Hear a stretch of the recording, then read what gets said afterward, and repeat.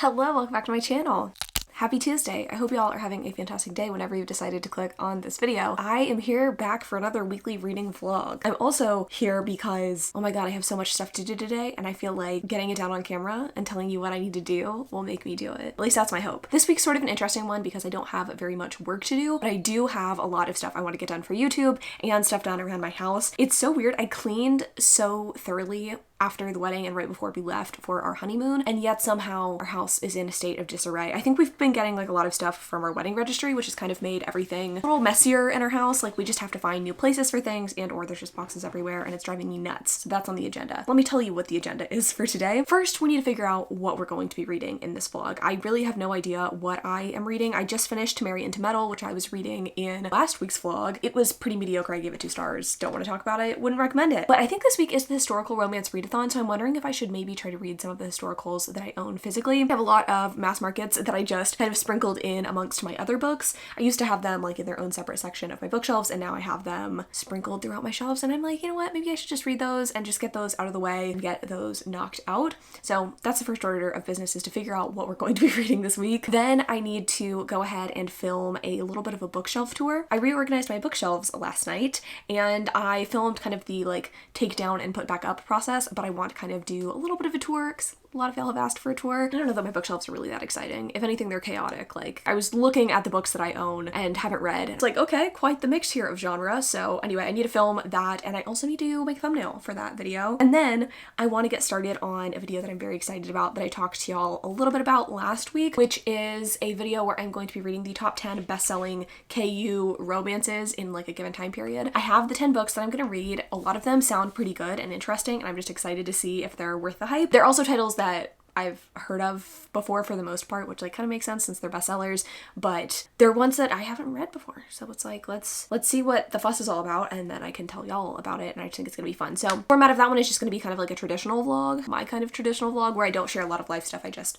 give you my thoughts on the books as I read. But I would like to start that one today, at least start one of the books, because I am hoping to post that in like a week or two, and I'm reading 10 books for it, so like it's gonna take a little bit. I do have the thumbnail for that one, or at least like the shell of the thumbnail. I need to like take a picture of myself to cut out for the thumbnail, but like I have it all laid out. I did that last night because I was bored, and oh my god, it's so cute. It's got like hot pink text on it, and I'm like, okay, I'm gonna start it. I'm gonna start the vlog so that I can feel like I'm doing something. So there's that. I think that's kind of it for YouTube stuff. I was also thinking I might try and plan a sit down video. I have my little like studio set up in the other room, in our guest room now, and I'm like, well, now that I have that set up and I have a lot of free time this week, I feel like it would be squandering an opportunity if I don't do like a sit down video. I don't know what I want to film. I don't know if it should be like recommendations video or what, because I can't do a book haul. I don't buy books really anymore, besides the 4 that I bought last week, and like what else does one film? So, and then non-YouTube related, I'm going to attempt to kind of clean my house, make it a little bit more hospitable of an environment for someone who's trying to get a lot of shit done, and I'll time-lapse that with mostly just my cats being cute, and then also maybe dinner or something. Hayden's cooking us dinner tonight, which I'm excited about, and maybe I'll put some Hayden footage in today for you, because you know, he's exciting.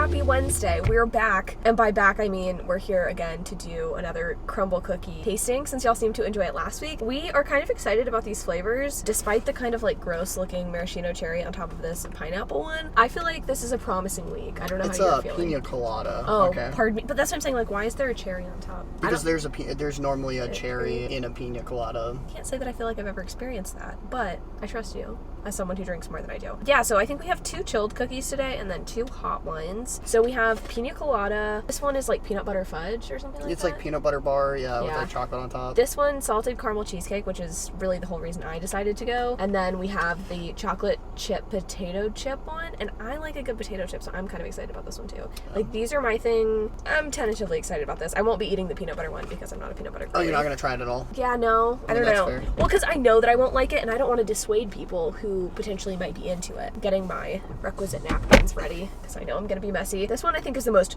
weird too, which is kind of why I'm like interested in it. It's like coconut, pineapple. It does smell coconutty.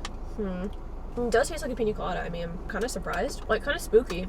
Yeah, it really does taste like a pina colada. I don't want to say I doubted them, but whenever they like have these weird flavors, it's never like exactly what they describe. It's kind of spooky. Like, I should be on a beach with a drink in hand. Yeah, that one's pretty good. Yeah, and I feel like this one would be good since it's like chilled to eat like the second day, because no one's gonna eat all 4 of these cookies in one day. Do you want to be the taste tester with the peanut butter? I know this is gonna fuck my face up. Just look how high the icing is on that. There's always stray cat hairs anywhere. This being said, I am not like a giant like frosting guy, you know? Like a lot of like, especially cupcake places, they put way too much frosting on it. But this is supposed to be like fudgy, so I feel like it would be good. It just looks like a lot. That's a thick layer of frosting. I'll put it in front of my face so you can get that contrast there. Okay, it is pretty good though. Would it be better warm? No, I actually like that it is cold because I've had a lot of their other warm cookies. Have the chocolate on top. It's so thick. Like, that's kind of what I was afraid of with this one, but this is actually less thick than like whatever chocolate they normally put on top of it. This is more just like a buttercream frosting or something like that. I don't know, it tastes really good. It's actually a really good combo with the peanut butter. This one, I just like, as you were eating your cookie, this was really just calling to me.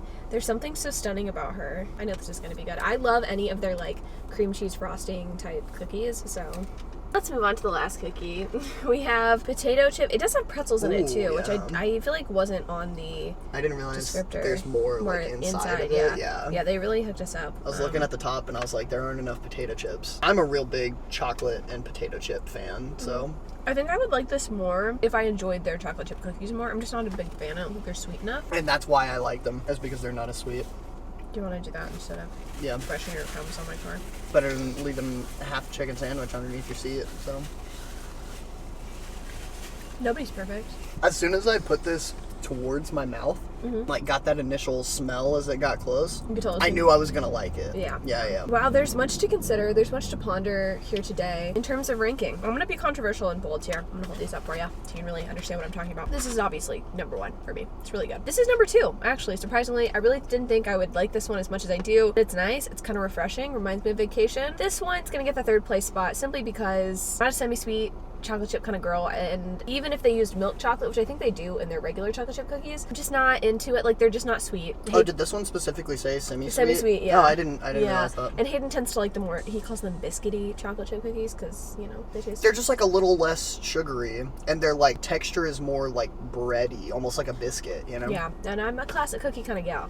What would you say your rankings are here? Very difficult, because this time I actually liked all of them. I thought that this one, I didn't think that this one would be last necessarily, but it didn't interest me. Yeah. This isn't me. Yeah, you know, a salted caramel cheesecake cookie is not me. Not that I don't like it, but it tends to be a bit too much for me. Whenever we go for Crumbl, I typically gravitate towards the shit like this, and he's more that's like covered in like icing. I tend to like the cookies without icing more. I think the potato chip one is number 1 for me. Okay. I think this one is number 2 for me, the peanut butter bar. Really liked the texture of it cold. Okay. It was very good. I think these are like tied for me, and it sucks to put them in last place because I truly did like both of them, you know?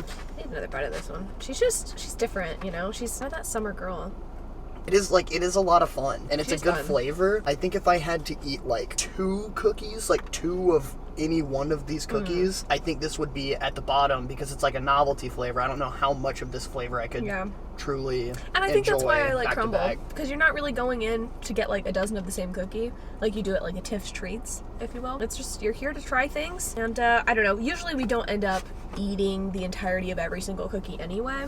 Like, we go in with the best of intentions, but no. But sometimes you're getting stuff to try out, and sometimes you just don't like it enough to prioritize eating it over eating the other ones. Yeah, well, thanks for your contribution to the vlog. Of course, anytime. Everybody appreciates your tasting notes. Now you can go buy the dog food while I sit here and tell people about the romances that I'm reading. Now that he's gone, we can have a little fun and I can tell you about the historical romances I've been reading. Hopefully, I can do this in record time before he gets done getting RP his dog food. I am in the middle of 2 historical romances. I've been reading some books for other videos as well. That's why I haven't really been updating. Hopefully y'all saw that I've been a little bit busy. Ended up spending some time doing a video intro for that KU bestsellers video. I finished editing the intro and then I made a thumbnail, and I'm really happy with how it turned out. I think it's super cute and I'm super excited for y'all to see that video, but it has put kind of a damper on my reading for today. But I have gotten kind of far into historical romances, so I'll briefly tell you which ones I'm reading. First up, we have Until You by Judith McNaught. You know what? Judith is so fun and I love her. And I think I told y'all that in a weekend reading vlog that I did recently. I think I read Something Wonderful for that one and I gave it 4 stars.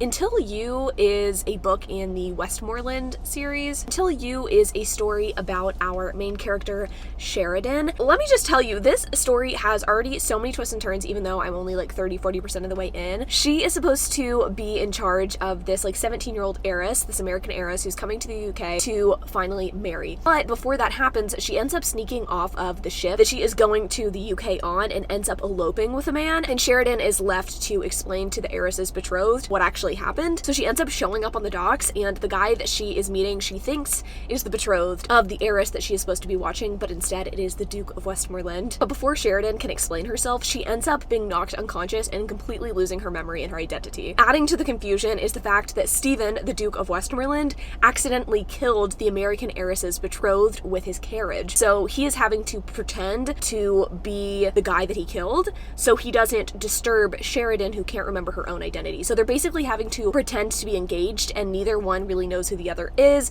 It's all very juicy, it's all very exciting, and I don't think I'm doing a very good job describing or explaining this book, but it is so fun and it is giving classic historical romance vibes. There hasn't been a lot in the way of romance so far. We're about to have our first like dinner interaction between the Duke and Sheridan, who I think is going by Charisse right now since she doesn't actually know her identity, and that is the identity of the American heiress. Basically, Stephen assumed that Sheridan was Charisse. What if I sit in the back seat like right behind you and I just kind of like over your shoulder? Well, Hayden's back before I was able to finish my talking. So let me briefly tell you about the other book that I'm reading. I think I kind of already told you everything that I have to say about Until You. I'm intrigued, curious to see what the interactions are going to be like between Sheridan and Stephen, simply because he kind of like threatens her to come down to dinner because she keeps saying like, no, I don't want anything to do with you, when he tells her that he is not in love with her. Because she's like, you know, if you're my betrothed, like, are you a love match? And he's like, no, that's not how these society matches work. You're from America, you don't understand how things work around here. And she's obviously like really sad about this, even though she doesn't really know who she is or like his identity. Anyway, yeah, there's amnesia. It's an amnesia story.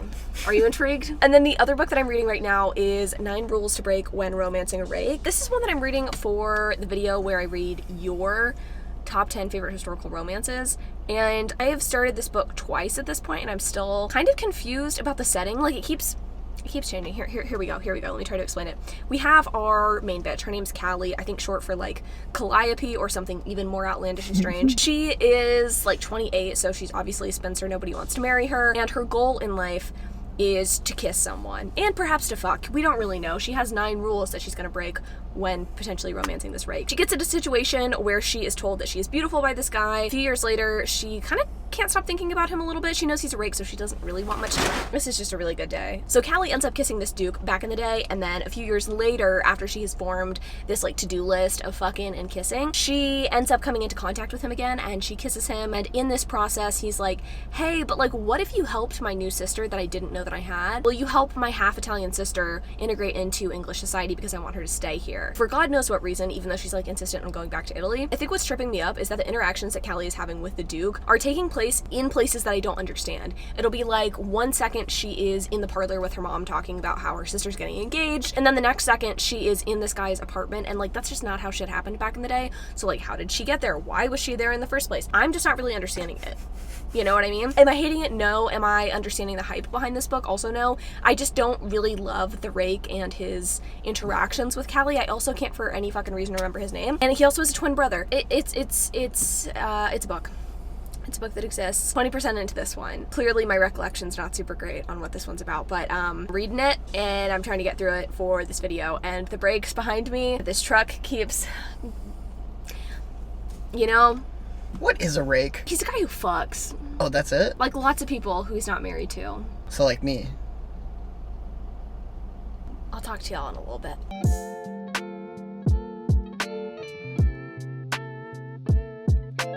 Hello friends, happy Friday. Hope y'all are having a good day. I am having a pretty good day. I went to brunch with my sister and then I got my nails done. I got my dip taken off and then I just got a regular manicure and it feels so good. Something about dip nails, like I love the way they look. I like the way they feel when I'm typing, but that's about it. Like I don't like having stuff under my fingernails, food or moisturizer or yeah. Anyway, excited to just have regular painted nails. But I have finished a couple of books, which is why I wanted to check in with you. And I also just got an Amazon order in, which I'm also excited about, so I'll show you that in a second. I got myself some new clothes and I'm feeling excited about it. That's why I want to show you. So the first book that I finished was 9 Rules to Break When Romancing a Rake, and this is one that y'all obviously really liked because it got a lot of nominations when it came to top historical romances, and it was one that I hadn't really heard anything about or like heard of in general. I feel like even the historical romances that are popular that I haven't read, I tend to know what they are, and this one I just never heard of. So I guess that's me just not really knowing what the fuck's up. But this one I ended up giving 3 stars. I was very up and down with how I was feeling about it as I was reading. When I first talked to you about it, I was like, this is a 2-star book, this sucks. As the book kept going on, I was thinking like maybe a 4 or a 5-star rating. I think I settled on a 3 because as much as I loved all of these like angsty and tension-filled moments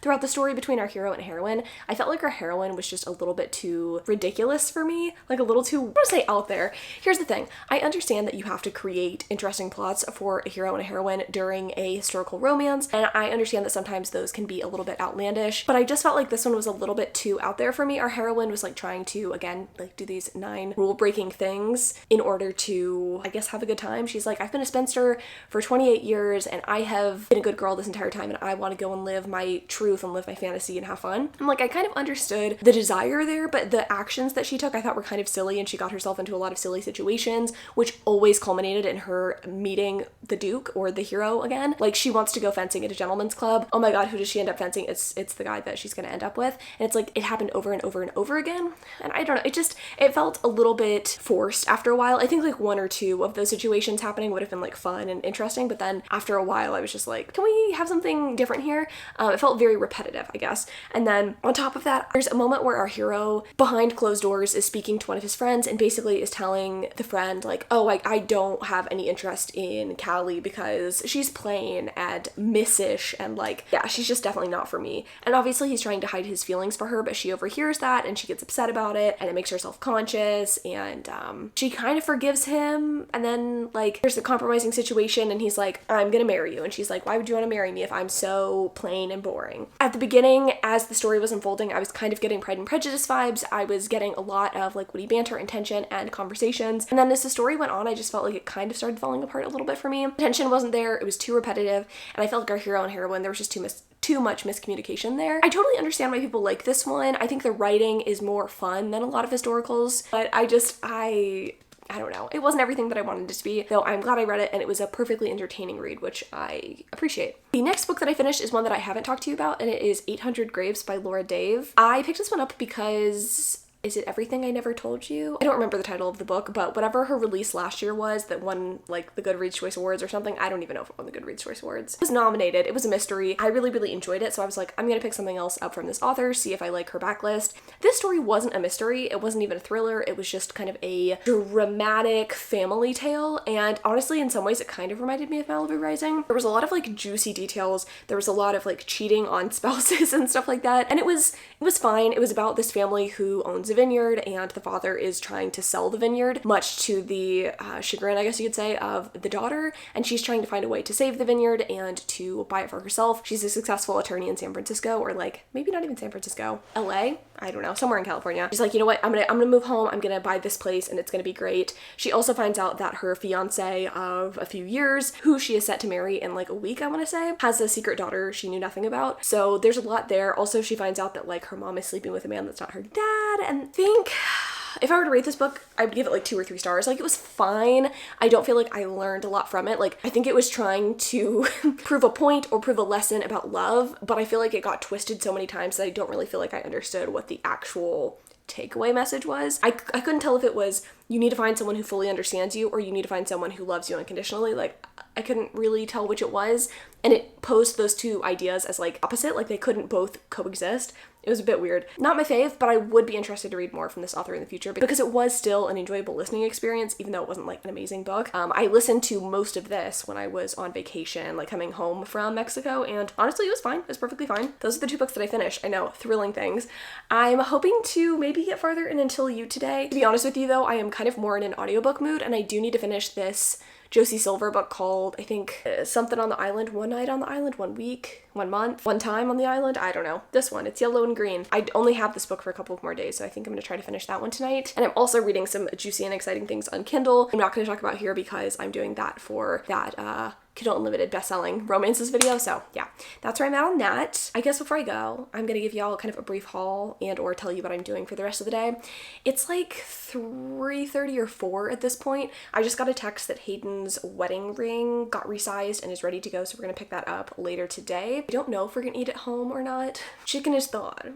But also, it's like, if we're already out, why don't we pick up food? Let me show you what I got from Amazon. I was realizing recently that as lovely as my collection of matching sets are that I wear most of the time, it's way too hot. It's like 99 degrees outside, and I do not want to wear a sweatshirt and sweat shorts right now. So I got some big t-shirts to wear with like bike shorts and some of these Free People dupe shorts that I'll show you. So I'll show you the t-shirts first. They're kind of random. I don't know what I was thinking for some of these, but you know what? I had a fun time with it. The first one is this LA shirt, which is kind of this nudish color. It's pretty oversized. I got it, I don't know what size I got this in, to be honest. I'll link it in the description. I'm typically a medium, either small or medium. I don't remember what size I got in this particular shirt, but it seems like it's gonna be good and like cover the butt if you're wanting something like this. This comes in a bunch of different colors. The quality seems pretty good, and it's very like soft and stretchy and thin, but not too thin. Do you know what I mean?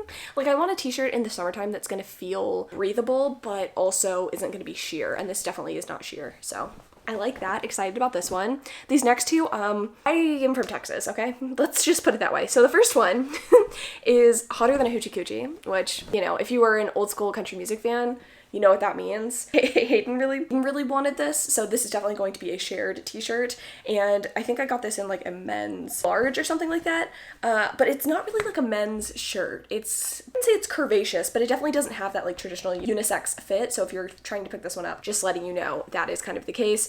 And this one's a little bit on the sheer side. Like, I don't think my bra is going to show through, but it definitely is that kind of like stretchy t-shirt material, not like a comfort color shirt. So anyway, and then the last one, what I'm probably most excited about, is just a Brooks and Dunn t-shirt. I don't know. I like the black and the brown. I wanted like some oversized concert tees because I feel like I see a lot of girls wearing them in the summertime, and I just feel like they look really cute, and I don't have any. And, you know, I know it's like cooler to like buy vintage or whatever. And like, yes, agreed. But I was kind of in a pinch and I just wanted some easy stuff. And I just really like this one. I don't know. The black and brown I thought was cute. I feel like it would look good with a lot of different bike shorts. Most of my bike shorts are black. So yes.